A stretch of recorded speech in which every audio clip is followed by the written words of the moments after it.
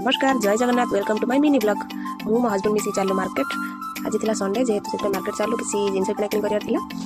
बाट चार जो माछ दुकान नजर पड़ेगा से ओल्ल माछ भी किसी किनागला जेहतु आज चिकेन आने कहले ना जेहतु माछ पूरा फ्रेश फ्रेश माछ मिलছে माछ नहीं जावा से माछ भी धरलु माछ आनी सारा नजर पड़ा चिंगुड़ी एत बड़ बड़ चिंगुड़ी बहुत सुंदर मोर फेवरेट पूरा चिंगुड़ी से चिंगुड़ी किसी आनलु माछ किसी आनलु से माछ काटिकुटी पूरा रेडी करदे से माछ चिंगुड़ी मिसेक नहीं आसलु नहीं आसारा आमको मिलगला गोटे जेहतु भोक लगा बहुत जोर भोक लगा कौन खाया कौन रूम किसी खाई नी एमती पड़ी जाइए जेहतु टाइम बेसी ना 9-10 भितर टाइम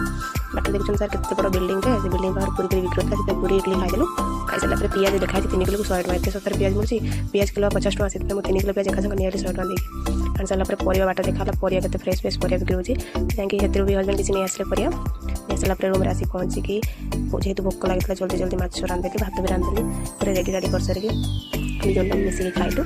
बहुत मजा मस्ती कलु तरकारी भी बहुत टेस्टी होता जेहतु मुझे रांधे मुझे रांधे बहुत टेस्टी हुए।